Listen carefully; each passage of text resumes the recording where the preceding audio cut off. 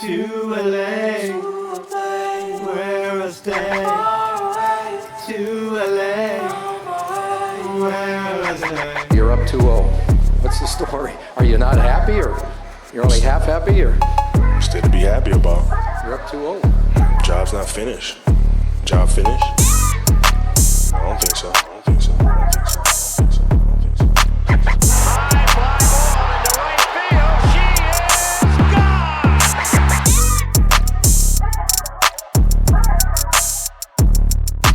We're not down, fool. This, fool.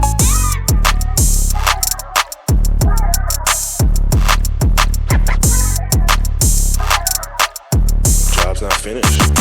Job finished? I don't think so. I don't think so. I don't think so. I don't think so. I don't think so. I don't think so. High fly ball into right field. She is gone.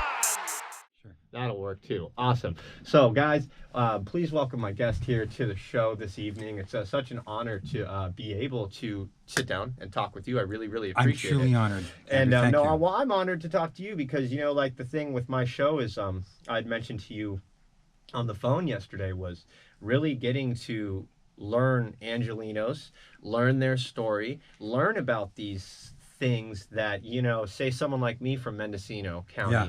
doesn't really get the opportunity to hear or even experience for what they are. And it's Yes. actually, it's very, very interesting.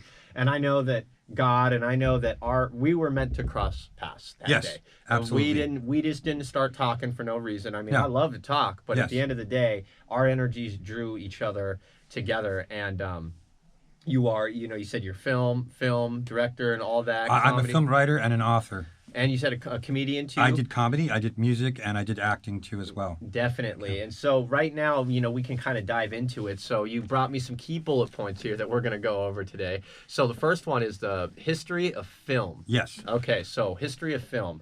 I'd say just for me asking this question here, what is your history in film and just the history in film as a whole, and what made you want to get into film in the first place?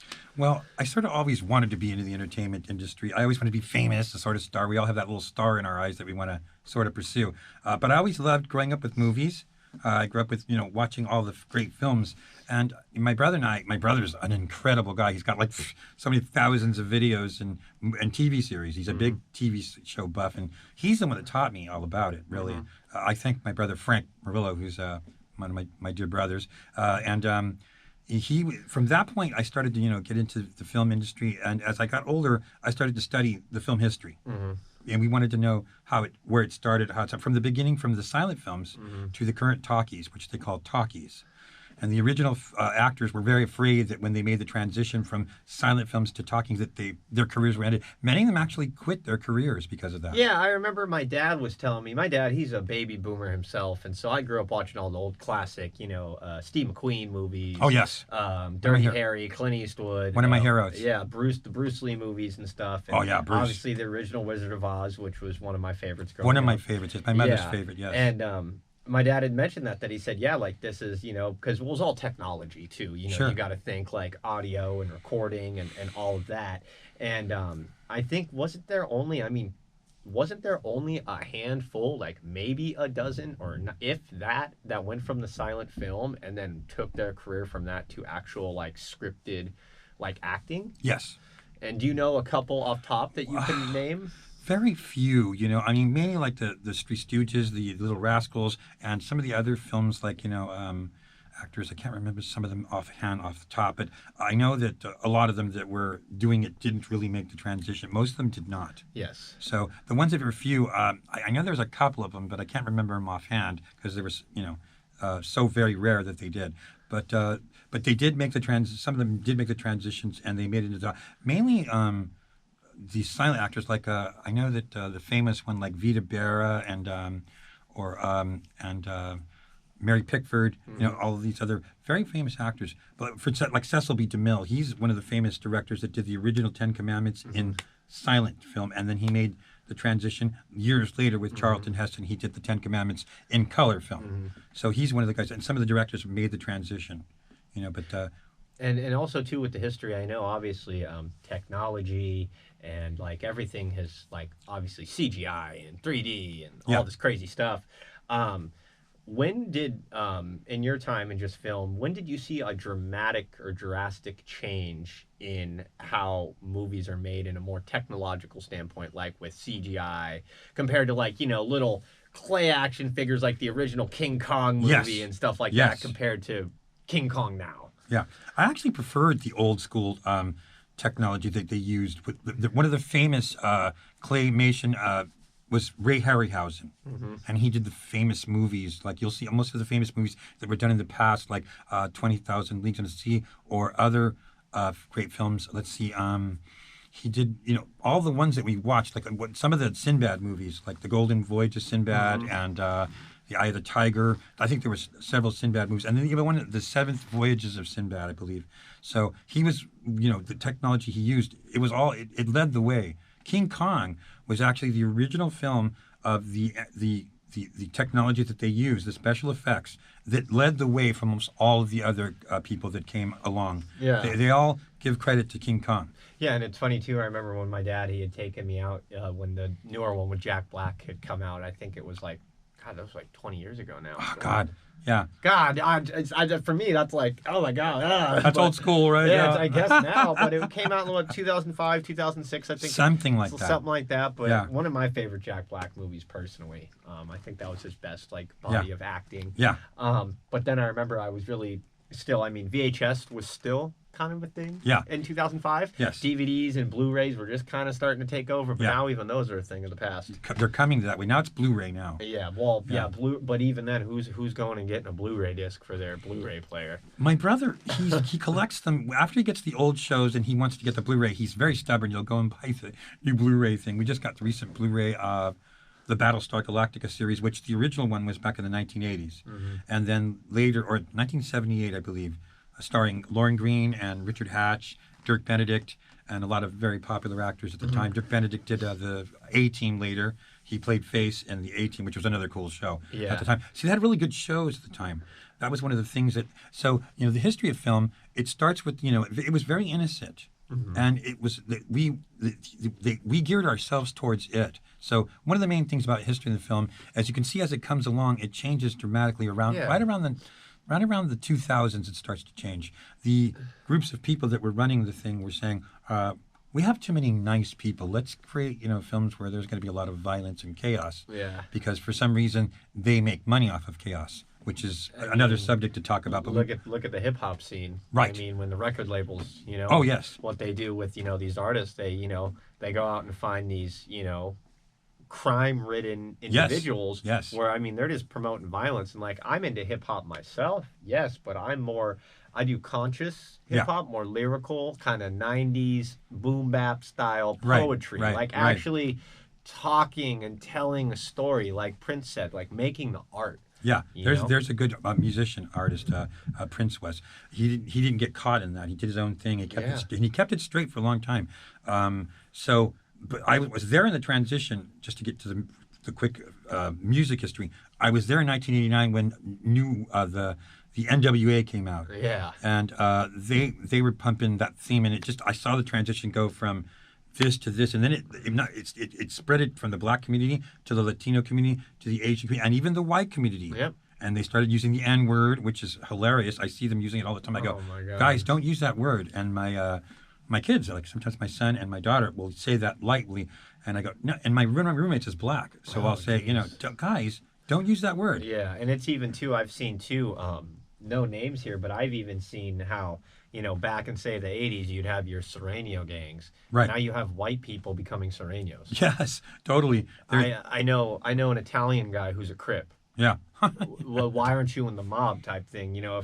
So it's just kind of like the amount of impact something like that has had, but then also too, it's just a big money game. Yeah. You know, which you've been involved in the industry for many, many years. And on our next topic here, we have how did you say this one right here? The thumping themes. Thumping themes. So if you want to elaborate on that, I'm just going to let you kind of talk about that, because what is a thumping theme. A thumping theme is the themes that they were thumping at us is what I refer to it as. So we look back. Let's start with the 20s. Okay. The 1920s, we had early World War One, famous film, All Quiet on the Western Front, and it's a very powerful film, actually. Yes, yes. And it's one of my favorites. I strongly recommend it for people who are studying film history. I tell them to do research on the old films first and work their way up. Okay. Because that's how you kind of get an understanding of how the industry was.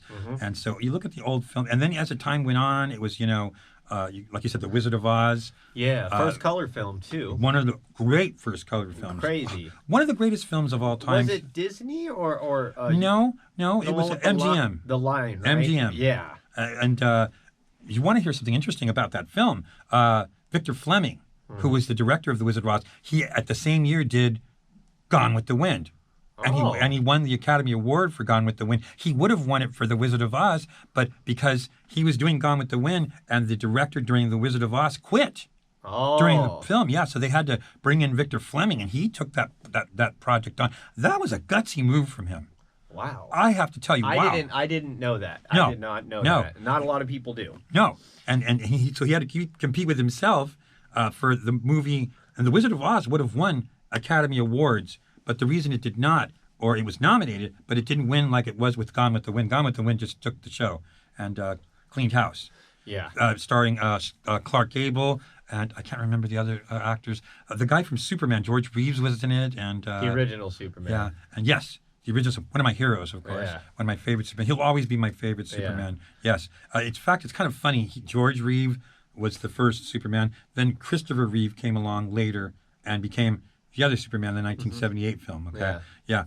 He had a tragic ending, as you know, and a very bad accident, on a horse accident. Yeah. I was so heartbreaking. A lot of actors died even, what was it, James Dean, right? He died in that Porsche crash up in the middle of California. Right, I think on Mulholland Drive, I believe. Well, no, it was actually up in, there's a monument for it. It's on Highway 46, Wow. past Lost Hills. It's in between the 101 and the 5. Wow. And there's a little memorial, and he was driving his Porsche, and he crashed it and wrapped it around a tree. Yeah. So, I mean, like, it seems like, nowadays, when you see celebrities die so instantaneously, Yes. we obviously have a lot of things that we jump to conclusion, or like, we'll, this and that, like, he said this, but then it makes you think, like, did the same thing happen to these actors back then? What caused him to crash a car that he was very comfortable with? Well, he was a kind of a wild child with style. Happy first Thanksgiving, Yeah. pilgrims. Yeah, that's what I used to call myself when I was doing my radio thing. I used to try and do some DJing and so I used to call myself the bad Bob to rock, and radio botting your way, don't change that dial for a while until late. Do as I say. The wild child with style's got a song picked out just for you. So you said, but thumping. So back on that. So you said in the 20s and then leading forward. So what the 30s. To the 30s. Yeah, we were talking about the Wizard of Oz, Victor Fleming. Yeah, now we're to the 40s. Yeah, now we go to the 40s. They started with the World War II films because they were trying to fight the Nazis. Yes. The Nazis, as you know, it was a huge thing. So that was, even then World War II was going on. They're like, all right, our direction is to make war movies. They did, exactly. The cartoons. Yeah. They had war cartoons, Bugs Bunny and all the other. Okay. So, God, wow. See, look, you watch something and then until you actually sit down and like talk about it. Yes. Like that right there, I'm processing like, you had the Looney Tunes, and all that war themed stuff, Yes. Those animations, though, back in the day, man, there's been some, people who have too much time on their hands and they kind of figure out and put two and two together. Like, Disney used to get away with a lot. Well, Walt Disney was a very interesting man. Very creative. He was one of my heroes. They talk bad about him, say he was a Mason and he was anti, Semitic, and he was anti, black, But he was from Oklahoma, and there's sort of the old school white folk there from where he came from. Yeah. So but that's okay. I mean, it's okay. You grew up where you grew up. Just don't let your past define who you are now. There's always room to grow. Walt and Henry Ford were very close to each other, and they would always put out the books about the protocols of Zion. You said Henry Ford? Henry Ford was very tight with Walt Disney. Interesting. Yeah, I think they were Masons together, but they were part of a Masonic order that cared about the U.S. because they knew what was happening to the U.S. at this point when we started to make. And they were men of power. They had money, especially too. And I mean, let's think. Okay, Henry Ford. I mean, I even heard that Henry Ford, he was the reason why we have charcoal briquettes. I don't know. I'm no, not sure. from the wood, what they would do when they used to make the wood wheels, Hmm. you would buy, if you would buy a new car, they would burn down the excess scraps, and you would get a bag of Ford charcoal. Yes. With your Model T. Yes. He was- I was not aware of that. Yeah. So Yeah. a little fun fact to drop on you there. Really quick, That's right. Rod, There you go. Ford. There you go. Henry was a very good guy. He first every time you bought a car from him, he would put out the Protocols of Zion, which is something. It's a subject we won't get too deep into because we don't want to offend anybody. Yeah. But they knew the groups of people at the time. What was happening with the transition of the United States, because the United States was going from 1913, they took over the banking system as Andrew Jackson, President Andrew Jackson in 1834 took it away from the private bankers. So, and they tried to kill him 4 times. So he was ready for them because he was, he's a military guy. So he was ready for them, and he kicked butt. That's crazy now too. You got to look at now the difference of our presidents is like obviously our presidents like to run their mouth now, but then it's like back in the day, like good old George Washington, Right. and Hamilton and Grant, like actual generals who were like, yeah, I'm still going to be fighting war, but I'm the president. Right. Now it's just the commander in chief. Washington, I'm trying to do a film. I try to do a film about them. They won't touch it because the real history behind George Washington was he was a prophet from God. Well, that, of course, they always, as you notice, they change history, religion, science. They always rewrite it to water it down so we don't understand how it was. But Washington, like I said, he was shot in battle 15 times at point blank range. When the men ran up to him, they said, "General, you've been shot." And the only holes in his coat and his hat, but not him. And then they'd go, "General, how?" And he would always, they say he never told a lie. It's true, he never told a lie. And he would point up to the sky and he would say, "God." And that would be the end of it. And that's why the men religiously followed him with no shoes, with no food, in the snow, low on ammo against the juggernaut of the British Empire. And yet, I was gonna say because it wasn't too many of us because you were fighting the British, like, right. And that was the whole thing with like Paul Revere and stuff like that. The British are coming. The British are coming. Right. Yeah. One is by land, truth by sea, I believe it was. Yeah. Yeah. But history in that the Rothschilds, the army, they put Rockefellers. the Rothschilds paid for those soldiers. Those were the Rothschild soldiers, not the British Empire. What he did is he used the soldiers, and when they lost, he took over. He told the King George at the time, he said that, "Well, since you lost, you owe me money. You're going to give me." He took over the Bank of England. That's when this whole thing started with the Rothschilds controlling the banks of England, Germany, France, Russia. You know what I found out too about even Disneyland and Disney World, that it's connected to the royal family, and the properties are under control of the royal family. Right. I think they were, but they're Disney. Walt right now, again, we'll go back to Walt Disney. Yeah. He's one of my heroes, and I love him. Okay, I don't care what they say. They always try to say bad things about him. We all Only have when our he's heroes. dead now, Yeah. Only they talk about him when he's dead. Yeah. Right. Okay, but he wasn't there. But believe me, Walt, all the way up until that one point where when he died in 1960s. I was born in 1966, so he died that year. But when all up to that point, Walt had control, and Disney was very pure still in its element. Yeah. A lot of good stuff. But once the Illuminati and the groups of people, I won't mention names, took over the industry. You can see where Disney now goes right now. Now it's doing the LGBTQ. It was in Star Wars. Most of the Star Wars fans were offended by this. Yeah, and my whole thing is like, you can be whatever you want, but when you start cramming it down someone's like throat and Yes. in their face, Yes. that's when I have a problem with Of it. course you should. Because I have a We all daughter. should. I have a 1.5-year-old daughter who Yes. I know is going to be going to school here soon. Yeah. And I already know in the last 5-6 years how crazy it has gotten Yeah. in the school systems, where that is one worry I have. It's like, okay, like, I'm going to teach my kid how I want to raise them, and then all of a sudden they're going to go get crammed this garbage, and then their Yes. whole, perspective is going to change Right. because of, this is their teacher, this system, Right. and They're poisoning us with the programming, the movies, the television shows, the video games, Social the media. literature, social media, okay? Everything. Yeah. Well, we all know that, and we'll talk about Jesus real quick. Yeah. Well, we can even start getting into God in films. Yes, we're going to do that right Yeah. now. Okay, yeah, God in films. If you look at the old films, just real quick before we go there, Yeah. Jesus said that the logical path was man and woman. And if the people who were gay, he didn't condemn them. He said, no, God doesn't judge you. God, and we love you unconditionally. But you're affecting because the soul is immortal already. Yes. We have eternal life through our soul. Yes. We've been here before and we've done it many times. We've been every different race and every different color. So Jesus said it affects their future lifetime. When you come in as a man or a woman, you have to do that because it's part of the karmic law and what you're trying to fulfill. So you're evolving the soul in the process. Okay, and that's what Jesus was telling us. So they have to remember that don't take us away from the logical path, which is man and woman, because that's the way we have to perpetuate the species. Basically, okay, and so in that sense, what would happen if we did it? The children, they dared to ask kindergartners, what would happen if the whole world was gay?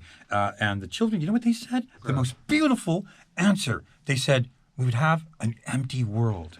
Oh my God. Wow, and this is from kindergartnners. Yeah. The most wonderful logical answer you could ever ask, and wow. And kids, what was that show back in the 80s? Kids say the darnest things. Yes. But look at all the good shows. Saved by the Bell. You go back to the Brady Bunch. We'll talk about the God in the films. Okay, now if you look at the old films, they had God always in the films. There was always prayers. And even in the TV shows. You go back to the 1950 shows like Ozzie and Harriet, who's one of my favorite guys, Ozzie Nelson. He was a really wonderful guy. He was such a heartwarming guy. Or all those shows like Father Knows Best, the Brady Bunch, the other shows, they had God and they would actually pray in the TV shows during the TV show. Like when they're at the table, they're praying to God. That was completely removed from the industry as we come to today's industry, which is very sad because when you take the element of God away from the people and from the kids, we go up with, this is what they did with the old shows, from the movies to the shows. They taught us family values and family morals, okay? Yeah. Yes. And they had God. See, whenever we have our morals or our values questioned, we fall back to God. And we say, oh, Lord, help me. God, help me. Give me guiding light. What do I do? We have that element. It's very powerful for our spiritual, mental, and physical psyche to have that as an element to fall back on. It's vitally important to us. And so you can see how they changed it as they did. They wanted to remove God from the equation so that when these kids, which you're seeing nowadays, because of the film industry, the movies and the things of video games, they're killing and becoming desensitized. Yeah. I used to play, I'm a video gamer. I play video games. I used to play the Call of Duty. Yeah. I'm sure you've heard of that game. Of course. It's the only one I play. I like Destiny, and it's one of the great games right now. Destiny. It's a fantastic game. I mean, and that's even, too, to fall back on the couple questions ago on the technology, like even saying playing a Super Nintendo in the late 80s, early 90s compared to now. I mean, like, one game, I mean, like, I remember just it was very small storage now where that Call of Duty file is 200 to 300 gigabytes. Sure. Like, it's a lot, you and know? When I would go buy the games, and I would buy a game, because we used to have to go to like the GameStop. Course. I went to GameStop. That was a big hero there. And I see the mother and their son's like maybe 8 or 9 years old, and he's buying the Call of Duty or Grand Theft Auto. Yeah, you're on it. Yeah. You know your stuff. Well, the thing is I think what sucks is like right there, like, I mean, I remember the first time I saw any of that was I was 7 years old. Sure. Grand Theft Auto San Andreas. Yeah. I remember going to my cousin Jennifer's house, and my second cousin, he literally was 6 months old. He was a baby on the bed. Yeah. And then my older cousin Erica and her boyfriend were playing it, and I went in there, and my dad was like, "Oh yeah, go hang out with your cousin," but he had no idea like what I was seeing, what I'm seeing. But then I have my 6-month-old cousin on the bed that I'm sitting with, and he's fully engaged. Yeah. Watching them play Grand Theft Auto. Yeah. So, I mean, I think it more or less falls back on the parents and the adults. And I think really like, good point. If the parents, if they buy it and say they're buying it, and even, there's many ways around everything. Like, as soon as, for instance, on the train, I figured out really quick you could open the emergency exit door and not have to pay your fare. Right. And then a couple weeks have gone by. Now, all of a sudden, they've got security at every single emergency exit to make sure you're going through and doing your tap stuff. Right. Why all of a sudden? Right. But then we're all still going to find a way around it. And I think it comes back to, obviously, God and the parents. It really falls on guidance. We can see what happens, as we can see that from the video games, the entertainment, the movies and everything. When you took God away from, now you have kids that are killing their grandparents, their parents, their best friends. You have kids killing going their into girlfriends, schools and shooting people. Children. It's because it becomes that easy for them to shoot somebody. Well, it's not even that. How easy it is to get a gun. Right. That too. And the thing is cool, gun control, right? Awesome. But here's the thing. our country was built on a right to bear arms. The right to bear arms. You know, and I even, where I'm from, I tell people, hey, you know, if you step on my property and you're not supposed to be there, I have the right to shoot you. You do. And you try to tell someone that down here in L.A., it's Oh, like, yeah. no, oh, you can't do that. It's like, actually, yeah, I can. You watch Bonanza for one of my favorite TV shows. Yeah. You come on the Cartwright's land, they're going to ask you what you're doing there, and Yeah. if not, they will draw guns. And, so get off my and property. even to the right there, you know, how big the problem has become is, I mean, I'm sorry. I mean, I could go over to Norwalk. Yeah. I know a guy, I could just walk in. Hey, I'm looking for this. Yeah. It's not, there's already so many guns on the streets. Yeah. You're not going to. They're trying to take our guns away from us because what keeps our nation strong is there's like maybe 330 million Americans plus, right? I'd say that's I over get- I- 400 with the Close. with migrants probably. Possibly. I personally, you Yeah. know, we can't account for everybody No. because if you ain't got a social or Yeah. anything like that, you're not accounted for. Well, You know? there's a lot of good immigrations people. Like No, I don't have a problem with that. I'm just Yeah. saying that with our influx of immigration in Yeah. the last 10, 15 years, I would doubt if we're over 400. My point is that when you have 330 million Americans, about 280 of them are armed to the T, and they're not playing games. If you're going to try and take our country, you're going to try to infect us, they will fight back. Well, look at even the Electoral College and the electoral map, how red it was Right. this year. Yes, because Trump is a very unique man. Yes. Okay. He's not what the Trumps that we're seeing out in the open. It's not Donald Trump.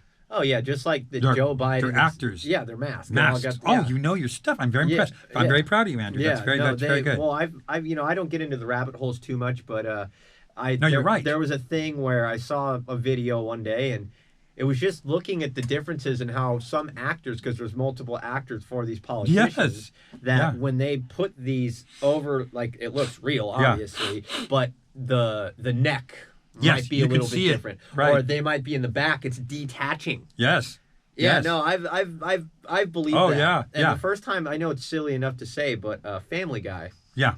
had an episode back like 2006, 2007, where they're making fun of Steven Spielberg. And Yeah. Steven Spielberg was like Lars Ulrich, Steven Tyler from Aerosmith. Right. And there was all these different people, and then he had like a closet full of bodysuits of all these different actors. Wow. Madonna, and this is Family Guy Wow. making, you know, this is comedy. You'd think, it's funny, but no, that's Seth MacFarlane. Seth MacFarlane. is Yeah. a very smart man. He's totally giving us messages. We don't really even realize what it's at. So is Matt Groening. They always take it, the Simpsons are showing this. And well, they're doing that again. I believe they're programming time travelers. Well, they know, they certainly know something that's going on. They know what the inside scoop is happening. Yeah. So, again, they're trying to help save the world because of that factor. Because Subliminal messaging. Yes. And so Trump, like I said, we're talking about Trump and the masked Trumps that we see right now out in the open. That's not him. Because if not, they would have killed him a long time ago. The original Donald Trump was killed by the Illuminati. Yeah. Okay. But they took him to the medbed centers that I was discussing with you. Yeah. And the medbeds, they cured his wounds. And if you get the body in there before 48 hours with the soul flees the body, they can jumpstart you. So they healed his wounds, they jump-started him, and then they sent him to Cheyenne Mountain, the military base. And he's been kept there safely ever since. Because he's doing all this whole thing. There's a global military alliance. Where's that base? Is that in Colorado? I believe so. There's this whole thing, too, about over there where even I was watching this show called Paradise on Hulu. It's a new show. Yeah. We'll No, that's okay. That's okay. I just want to see where we're at. Yeah, it's called Paradise, and it was just really, really eye-opening because every time I see one of these disaster or apocalyptic themes where like the president or any like body in government, Right. there was all right, we're going to Colorado, Right. and then they have this whole thing too about like the Denver Stargate. the Denver International Airport and all this. And Oh, how yeah, it's yeah. like a portal or like it's an entryway to like the underworld up there because Yes. it's the highest point, and I guess it is. They say like one of the safest points in like nuclear fallout. Well, yeah. And how some of those mountains though are just they're hollow Yeah. and Yeah. they're constructed. They're Have you just seen the mural they have there in Colorado? Yeah, It's that's what horrible. yeah. They're saying we're going to kill you, and that's what the elites wanted to do. They wanted to kill all of humanity Mm-hmm. so they could control the world for themselves. That's why they wanted to blow the world up, and they wanted to use the viruses. When they couldn't blow the world up anymore, because I told you the reasons why, Yeah. we're being protected by divine intervention. Yeah. So they can never use the nuclear bombs ever again, and they can never kill us with the viruses ever again. So they wanted to. That was their next plan. And then when they released the virus, they had the cures for it for themselves. But yet, it didn't kill us. So then they panicked again, and then they said, "Oh well, you better take the vaccines. Here, COVID." And they were injecting us with it. Hundreds of millions of people have died all across the world. Well, that was the thing for me. I'm not saying I'm anti-vaxxer. Yeah. At all. Don't do it. I didn't get the COVID vaccine. Nor have I. And what didn't sit well with me was how Fauci was just like, this and that. But here's my theory about Fauci was, okay, let's start with food allergies now in children. Yeah. Food allergies really didn't become a problem till late 80s, getting into the 90s. You got this kid's got a peanut allergy. Whoa, like, you know, weirdo, right? Right, what's the deal on that? Yeah. And it just became more and more common, where I have a theory where when Fauci was, from 1989 to 1997 or 96, right around the year and time I was born, he was in control of the vaccines for children. Yes. That's where his department was. Right.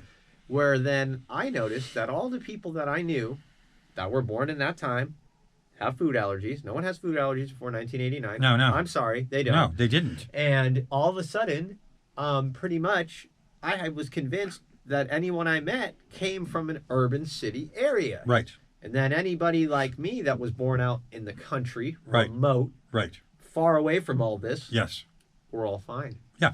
The Amish do not use any vaccines whatsoever. And when the doctors go in there and look at the children, they're the most healthiest children in the world. Yeah. And any of the children that don't have these vaccines, they're the most healthiest children. So it's very sad that the medical industry, the pharmaceutical industry, and even the school districts were going hand in hand by poisoning our children with vaccines. They gave my daughter, before she was even 2 years old, 25 vaccines. My daughter was perfectly normal until they did that. Then she became autistic and she couldn't even put a sentence together anymore. Yeah, that's the thing too. We don't know. And one last thing before we get into our next topic here for Gearing Films. Yeah. I don't know if you remember. I think it was 2008. I think it was a bird flu, or there was that one virus that was like during Obama's election in 2008. Of course, it's always during an election. Right. They try to get us there. Sure. I remember they just took us out of school, walked us down to the office. They didn't call our parents. Wow. Nothing. Line up, lift your sleeve up, bop. Oh, horrible. Yeah. Yes. I found that out with my son. My son was from 6 years old, because he was Latino and he spoke Spanish and English. They put him in a special education school.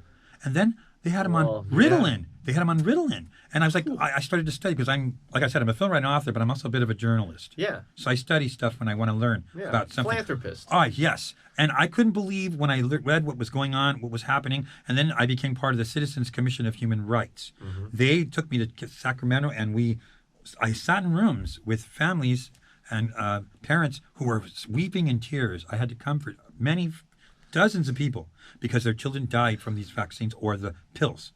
And when my son, when I realized what they were doing with him, he was there in this special ed school from first grade to fourth grade. And then one day on Christmas, I bought my daughter one of those cute little innocent like books. She was like 4 or 5 years old. She asked, "Brian, read me the book." And he's supposed to be in special ed.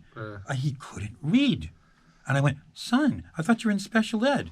So that's when I began to do the research. And when I went into the school, I actually went into the school and I found real quickly that its children were lining up like zombies. It was like a horror sci-fi film where they're standing there taking their pills and they're going back and sitting down. So that was it. I told him, "You know what? You're getting my son off of the Ritalin." No, he needs that. It helps him learn.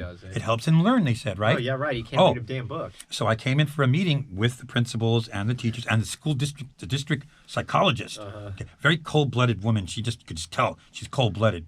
I know people. I have a vibe. I have a gift for picking up people real quick. So I came in there and real quick before we go to the next chapter. I said, "Okay, well, what grade is my son on?" "Fourth grade." "And what grade did he come in your school?" "First grade." "And what?" They said, "Oh, he's doing fine. We have a fine school, wall-to-wall carpeting here." And they kept repeating that, right? And then I said, "Okay, so what level of?" So he said he's made real dramatic progress, right? Yes. I go, "What grade level is he on?" And they started to scramble and they didn't know what to do. And I go, "Can I see that piece of paper there?" They said, "First grade." I go, you just told me that, my son made dramatic progress and he can't read. So how are you telling me that he's doing well in your school and Therilin's helping him when he can't read and he's been here for 3 years? Yeah. And then this psychologist, she starts going, oh, no, your son has a learning disability. He has some sort of disorder. She made create these monsters, yanking labels out of the air. And then I went, can I ask you something? And she goes, certainly. And I go, have you ever even met my son? And she goes, no. And I went, that monster you just described right there is not my son. He's a beautiful, sweet, kind little boy, and he's a very brilliant man. Because I come from a very brilliant background. My father was a trigonometrist. He was a very brilliant man. Yeah. He could read a book, and if you open the page 11 and line 3, he could verbatimly tell you that line without even having to look at the book anymore. Yeah. He was that much of a genius. And my brother's a genius like that too, and so am I in my ways. So to make the story short, I went, wow. I go, oh, I know why they put you in your position, women, because you're cold-blooded. But the next time you decide to crucify a child, look him in the eye first. Definitely. Yeah. And hey, guys, if you're just tuning in with us tonight, we're here on KQBHLP in Los Angeles, California on 101.5 FM, a community service of the Boyle Heights Arts Conservatory, broadcasting live on your FM dial and streaming on KQBHLA.com. And so far, we have gotten into a very, very interesting conversation here with my man, Robert. Very, very eye-opening. Just call me Bobby. Bobby? My friends call me Bobby. All right, Bobby. We got Bobby in the house today. The bad Bobster Rock Lobster. I used to call myself back in the day, man. I do that on a line when I'm on the. I do it with my social media thing. I'll usually have I'll go by the Great Crusader. There you go. Yeah, 777. Bobby. Yeah. All right, that's easy. We'll keep it there. But we got Bobby in the house, and we got a few more questions here. So we're going to do Gearing films. Gearing films. Yeah, so okay. gearing films. So we're switching to last week. We talked about God in films. Yeah. So gearing films. This is definitely interesting. So I'm going to let you once again. I'm going to let you run with this one. So what's the difference between God in films and gearing films? Okay. Well, God in films, as we were talking about, how they still had, again, the programming was there, and the writers, they cared. Yes. So they wrote beautiful stuff that with God in it. And like I said, on old TV shows, all the way to the 1990s, like to The Cosby Show and Family Ties, there were still good shows that were family-orientated shows. And when they took that away, that's why everything's changed dramatically today. So what we have to realize is we can't allow the film industry to gear themselves towards us, because now they're putting Satan in it. It's all dark and sinister. There's post-apocalyptic films, the end of the world stuff, These are the end times, and they're thumping that as they did like with the Bible. Yep. Okay? But when you realize the truth, and Nostradamus, who's one of my heroes, I recently read his books, The Conversations with Nostradamus with Dolores Cannon. He talks about if we could make it to the 2000s without blowing the world up, that we're going to make it because we'll be in the times of the Messiah. So interestingly enough, the films, all the way up until that point, you can see where they changed everything dramatically. Then they came up with shows like Married with Children, and the Bundys became like the new family thing, and it was like toilet comedy humor, which I don't like it at all. I can't stand it, okay? I mean, I watched it for a couple of years or so, but after a while, it's like, wow, they're always, they're condemning each other. They're putting each other down. I mean, talking trash about each other. The whole thing between Peg and Al and the relationship they have is very dysfunctional. And so is Bud. He's like this real sex fanatic, a sex fiend. He's always doing these weird things. And, of course, Kelly's this slutty chick, which was, really hardcore. And so they went from that to that. And as I studied film history, and again, we're going back, you have to pay attention to it. And like you said, 2000s, you said it was that dramatic change when I had asked you for the technology, but it seems like it's the same thing within like even just the scripture or the writing of it, far from the production and the executives and everyone behind. That is correct. Absolutely correct. And I love, the reason when I write, because I love children, okay, I have 5 children and I have 3 grandchildren. Yes. So I love the kids. I write for the kids. The story that I wrote, my film Bad Habits, which we'll get to later, I wrote that because I like to write for the kids. I write stuff that's very safe for the children. I wrote one of the best X-Files episodes of all times, and David Duchovny was going to record it, produce it. I mean, he was going to direct it. So I almost had a foot through the doorway with that. But then he quit.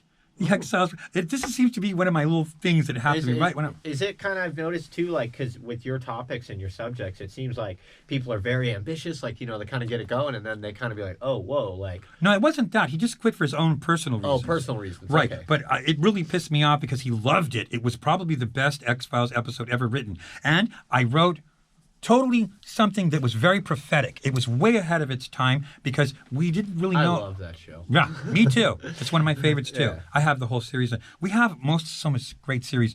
on DVD. My brother collects series and movies. He's got. If you go to my house one of these days, I would like you to come to our house and Of course. your wife and your daughter have dinner with us. Yeah.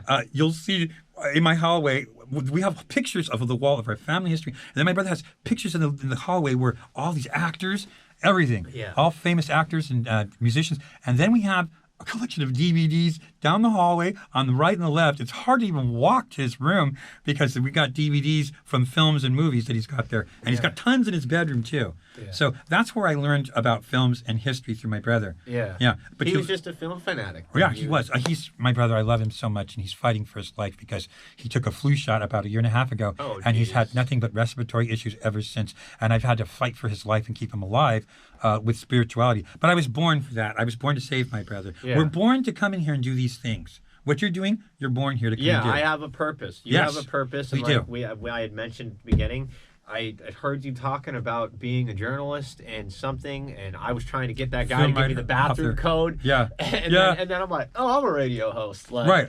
Like, what's up with you, man? I was You know? happy to meet you. I was very honored to meet you Yeah. because you're such a young man. You have a good vision. You have ambition. Thank you. And you're just totally kicking it. You're kicking butt. in Well, that. I got to do something, man. Like, I've seen a lot of my friends really just kind of fall down, I not know. a good path. I And I know. pray for them. You know, I try to, you know, I don't tell them what to do. Right. I just suggest what I think might help them. But you're a guiding light, and they need that. You know, We but do. that's the problem too. Those people like us, we usually, you know, we don't get that kind of respect that No. we deserve. We No. either get taken advantage of, stepped on, or Or they just completely disregard it. Yes. Because they're not, again, the family values, the family morals, and God, which is one of the things that they're doing. They're gearing the films. So what we have to do is we have to remember that since we watch the old school and you go from watching old movies, and I tell for your daughter, I tell you, recommend old cartoons, old TV shows. Yeah. Don't let her see what's happening now. Because what they're doing now, they're putting Satan in it, they're putting negative vibrations, Yeah. all kinds of weird, sick stuff. there's been all this stuff too with like I'm a big sports fan. Me and too. Stuff like that, and LeBron James had did this thing with his hands. Yeah. It's like a bop bop bop bop bop and something. It's like a total like devil worship thing too. And there was even a thing where A lot of them are doing it. Taylor Swift and Ice Spice. First and foremost, Taylor Swift's been around. She's world famous. Yeah. And this artist she was with, Ice Spice, pretty Yeah. much still a nobody. She's kind of falling off, in my opinion. Hmm. Why just all of a sudden she's with Taylor Swift and she's wearing this huge black cross? I'm talking huge. Upside down? Yeah. Yes. You see how they're doing it. And like the symbolism and the Satanism and stuff like that. Like I'm not like, you know, I'm religious, yes, but then at the end of the day, it's like when I see that, it's like, okay, what's going on? well, we all know what this means right here. When you see a cross like this, yeah, you see a cross? Yeah. When it's upside down, it goes back to the times of the Pharisees and the Sadducees. And the films, like for the religious films, you see that they put a lot of stuff in the, like, I collect a lot of the Jesus films. During Christmas, I love to break out my religious films. And my wife and I, we enjoy watching them, even though we've seen them quite a few times. But like Halloween, I break out my Halloween films. And then for, of course, any other holidays, I break out the Christmas films, okay? Yeah. So what would you say the future of film is, though? Oh, okay. Now, when we're gearing, we have to remember one thing is we want to gear ourselves towards the film industry, not let it gear itself towards us. Because what they're gearing at us is this end of the world thing. But in reality, the truth is when you realize who God is and what Jesus was, Jesus is the proof of that. And the film industry has a lot to do with the fact that one is that God and Jesus said, Jesus never thought, said, or did anything physical to harm anyone or to kill anyone, right? And when people tried to kill him, they tried to kill Jesus. Yeah. He was immortal. They threw him off mountainsides and he wouldn't die. It's incredible. They took that out of the Bible. Yeah. But the Dead Sea Scrolls, I studied it through Dolores Cannon. She's a brilliant. And Dr. Robert Allegra is the one that studied and brought that out. So Jesus was Moses and he was Adam, okay? So so reincarnation is very real. Okay. Yeah. It was in Christianity, but they had God, the 12. There's actually 12 commandments, and then there's reincarnation, the prophecy. The other two commandments are love God with all thy heart, mind, and soul, and love one another. Okay. Yeah. Yes, and then the other one is beware the path of Baal, the child murder and the child traffic and all these things that people are being busted about right now. And my movie was about to take off, but the producer was arrested because of this thing with child trafficking. So I guess he was involved in it. It was a major heartbreak for me and a setback because we were one step away. Because you were going to work on something like that. We were but just then about he to gets bust up my film. Then he gets caught up. Yeah. In it. Oh, I was so heartbroken. That happens to me a lot, though, but that's okay. I never let it discourage me because I know, like, right now we're having an opportunity. We're going to talk about my film in a minute, and we're going to get into that. So, like we said, we're gearing films. Now, the future of films. Yeah, like, where do you think it's going? Like you said, there's a lot of symbolism. There's a lot of Satanism and a lot of certain things like images, like programming, getting in your cerebral cortex, really programming us, the individual, to be more of a sheep than we are. Correct. Like, for example, when they tell you in the Bible that these are the end times. Here's the part they left out because I've done research on it. I'm studying the history of Christianity, not just reading a book from a shelf. You have to go back to all the history of Christianity. So what happens here is when you realize that they said these are the end times, here's the part they left out. You're going to love this. These are the end times for those who stand against God, the Messiah, the galactic brotherhood of the light, and humanity, the good and the pure of heart, which is what you and I are. Now, I'm not claiming I'm to be an angel or saint. I'm not claiming we're not. that. We're just, we have a heart. But I do know that I am the pure of heart, and so are you. Yeah. And that's why we're here right now to do that. Yes. We're talking about being the purity of our heart, and that's why the future film industry is going to come out. It's going to change. We're going to have heroic films. Yeah, that's been the big thing. I know Marvel definitely in the last, I think, what was it? I think it was like 2 weeks ago or something. A new Marvel movie came out in the new phase and stuff like that. Yeah. But it's so hard to keep up, though. I don't really, I've seen it. Once you've seen them, you just really don't want to go back to them, okay? Yeah. Like, and like I said, I have planned to write a very good Star Wars TV series, and it's going to be brilliant, okay? I can't talk about it, otherwise they'll try to steal the idea. Oh, yeah, keep it, yeah. Right, we'll be vague about it. Yeah, full disclosure. He's not going to tell you. It's going to kick. No, but it's very powerful. It's going to, I'm going to tie in all the whole ufology and the connection between everything that happens. Yes. So it's really brilliant, okay? And I can't wait to get started on it. I'm going to do that next because we couldn't get Bad Habits out there. And I tried to do another film recently that was, it's kind of a superhero film. It's a comedy hero film. Comedy hero? Yeah, it's really cool. It's a really sweet, innocent film. And I have the whole bullet points and all the outline of it and the other particular Star Wars film that I'm going to write. But so the future films, we're going to start having more of positive elements. They're going to go back to God. They're going to go back to the particular the good things of the film, how the industry was pure. They called it antiseptic. They always want to try and talk trash about where we came from. For example, the Brady Bunch, the TV series. In the 90s, they came out with the Brady movie, okay? And it was starring, I think, Cole. His last name's Cole. And then, of course, the one actress that did Cheers, the blonde. I can't remember her name offhand. Didn't Shelley Long or something like that, I think. I know who you're talking about. She was like the main character, and on then Cheers. Yes. She plays Mrs. Brady, and they totally turned it around, and they made it this stupid, namby-pamby, poofty, really lame thing, trying to attack our elements of where we grew up with, because I grew up in the 70s. I grew up with the Brady Bunch. Yeah. I grew up with, the 80s and shows. It was so cool. I mean, in L.A., it was oddly cool. It was either movies or we went out to the dance clubs. Well, you had drive-in movies still down here. We had drive-in films. Yeah. Very fun to go to. I think there's only one left. If you can find it. I think it's in the valley somewhere. That's what I'm saying. There's one left. Yeah. And obviously, it's open because of now how vintage and nostalgic it is. You yes. know? And I think, too, though, a big thing, I think, of future of films, in my opinion, and what I'm seeing as well, no one is really original anymore. And they're remaking everything. You have Some movies don't deserve to get touched ever again. Yes. And if you're going to do a movie, what you want to do is you want to have a fresh, focused idea that hasn't been touched yet. Mm-hmm. So the movies that I do are exactly that. Mm-hmm. Okay? So that's one of the reasons why when I write, and again, I write for the children because I want to write for the kids.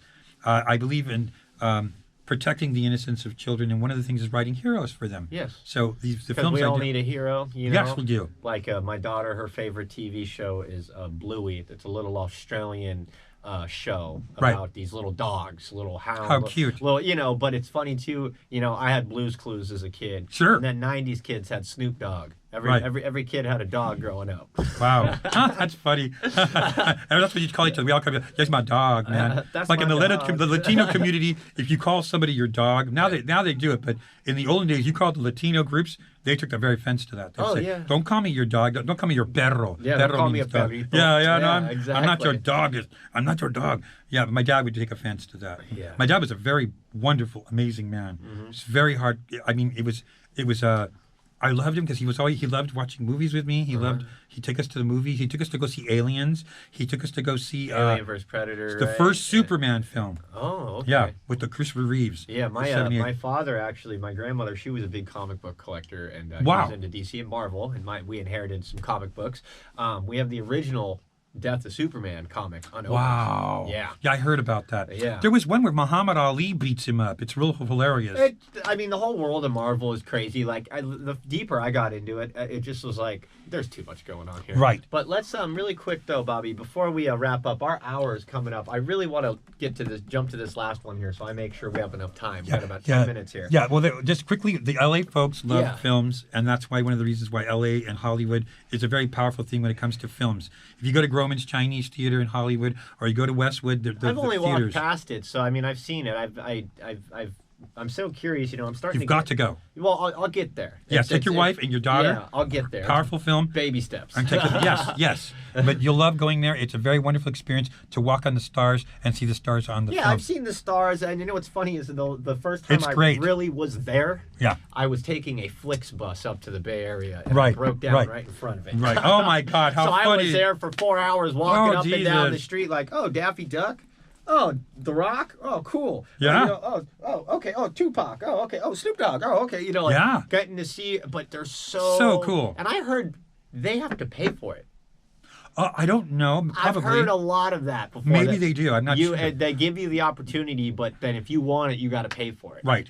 Well, that's the way it is in Hollywood. Again, there's always a high price to play in Hollywood, unfortunately, nowadays. Yeah. So that you can see that that's what it is. And how is that high price motivated you even too with we'll get into it, your book and your film? Yes. How has that motivated you to write? And I'm considering this book you gave me right Yes, here. yes. And just to let you guys know, yes, he did give me as a gift here for having him on the show. I have a copy of his book, Bad Habits. I'm actually going to be catching a plane here pretty soon, so I gotta read. You're gonna love reading I got it. 3 hours on that plane. You so. won't be able to put it down. I guarantee you that. When my editor, Dr. Adams, who's a film editor, and she does it. She said when she first read the screenplay, she couldn't put it down because it was that good.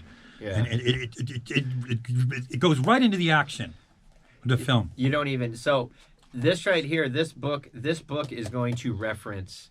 So there's going to be a film with this book. Yes, I already have the film written. Okay. So it's done. So my question for you then, because see, I'm a big I remember I used to read the Harry Potter books. Sure. Okay, so I remember I read Harry Potter, and then I go to the movie theater, and I was just like, Wow. what's going on here? Just like the difference. Oh, yeah. For me. So, are you one of an author and film director and writers where what I read here in the book, and when I go watch this movie, Yeah.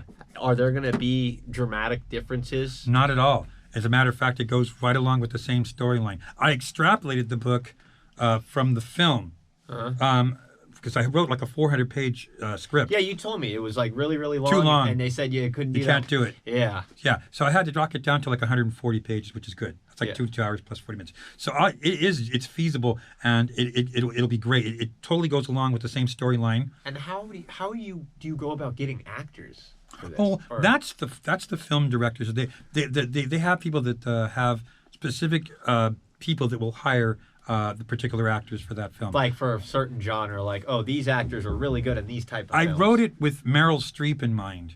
Whenever I like an actor, which the actors love me because they know when I write something awesome, and they know that so they're always telling me. Even some of the actors, when I go, "Come on, Bobby, write something for me," and I'm like, "Well, okay, I have to come up with an idea." Yeah. So recently, I had met Daddy Trejo, and I told Danny about the idea I've had. He's about, so awesome. He's a great guy. He's really cool. He's very cool. Yeah, he may look scary, but he's not. Well, that's because he grew up in a very harsh environment. He was in jail. well, And did he grow up over here in East? Oh, sure, yeah. East He's LA.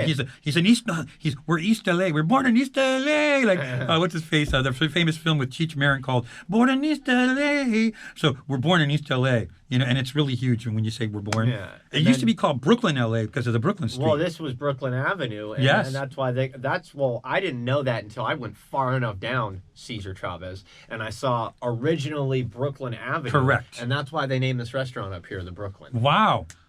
We have to go there. Yeah. I'd like to check that place Oh, out. it's really, really good. How- Good, is good it- pizza, good bites. Is it down the street here? No, it's connected right here. That restaurant, right It's right here. Yeah. Yeah, right. Wow. Here. That's all. This I is might all... just go there and grab something to eat then. Oh, it's Yeah. take the lady out. It's an amazing. Trust me, it is a good bite of food, for everything. But with this book and this film though, Yeah.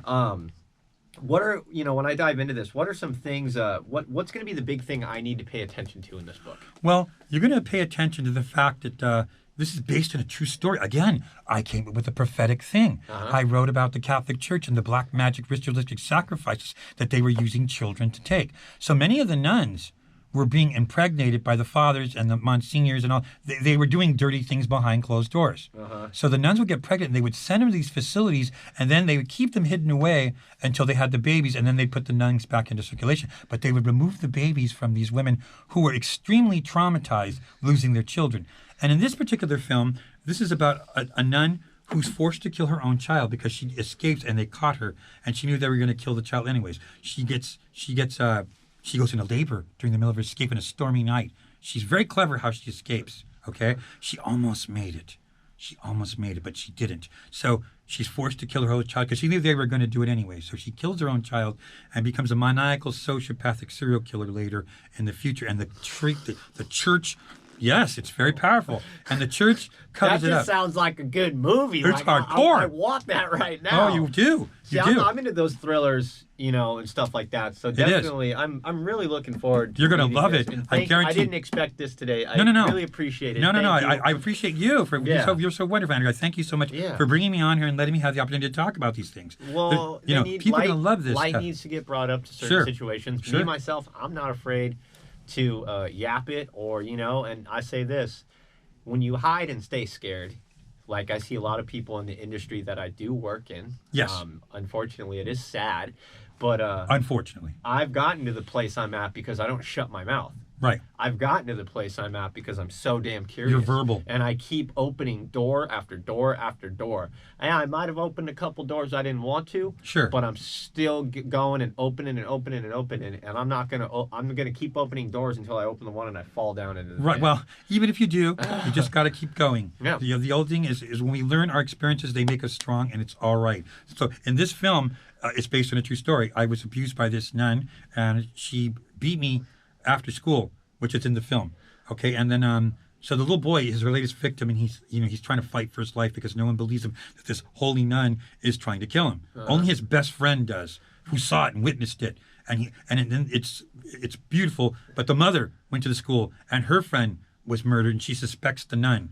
It was 35 years before that, but now she has her sons going to school, and her youngest son, is the best friend of this victim, and he knows it. She knows there's something wrong. It's very powerful. Well, it'll bring you to tears. Even too with say even back during colonization during the 1800s, late 1800s, Sure. early 1900s. Yes. You would have all of the churches and nuns go and kidnap all the Native American children. Yes. And bring them to boarding schools. Yes. And then they would just all of a sudden go missing and unaccounted for. Correct. And they would just be buried in shallow graves. Queen Elizabeth. Have you heard of that story? Yeah. The one up in Canada? Yeah. And the ones that were about to testify, they were mysteriously murdered. Exactly. How horrible. Yeah, and that's the thing too, where I can kind of like, even with this, like it goes into the indigenous culture, it goes into our culture, it goes into I guarantee every part of the world. Yes. It's not just here. No, of course it's not just here. It was worldwide. Because the church is powerful. Yes. I mean, take it like this: was it Church of Notre Dame, the one that burnt down? Yes. I mean, for I'm me, Catholic, so we're very serious about. So for me, like obviously, it's a very huge, One thing I'd like to point out. Yes. Is the Catholic Church? Yes, it was caught. When I wrote about the black magic sexual sacrifices, I say this statement very clearly: the house of God is not to be blamed for the evil actions that mankind takes. Yes. So we can't blame the church or God. We have to blame the people that were running it. Okay. Well, we have to. We ourselves. It's don't let people like try to victimize you. We have to hold people accountable. Correct. I feel like that's one thing we have lost, especially in America. Right. Is being held accountable for our actions. Right. And I hope we can get a sense of leadership and a resource. We're going into a new, wonderful new era. Yeah, that's what I'm. We yeah. are. Trust me, we are. Yeah. And that's why I'm going to write the films. They're going to be very powerful. They're going to lead us to that. Honestly, what you just told me about this, I can't wait to read this, but Yeah. I really want to see it on a screen. Me too. I want to see that if on a there's anybody screen. out there that wants a good movie that is regarding the Catholic Church, please contact me at my email site, which will be badbobgriego@yahoo.com. Yeah. Badbobgriego@yahoo.com. And if you're interested in the film, I already have the screenplay ready to go. I'm more than happy to let anybody who wants a good movie that's a thriller that's connected to the genre of what's happening with the Catholic Church. Awesome, guys. And that wraps it up for our hour. Bobby, thank you for coming out. Oh, it was my pleasure. It was such a great time. And guys, we're on KQBHLP in Los Angeles, California, 101.5 FM, Community Services of Boyle Heights Arts Conservatory, broadcasting live on your FM dial and streaming on KQBHLA. Goodbye, friends. Booyah! There we go. Oh, we kicked ass, man, big time. There we go. What an interview. That was great, man.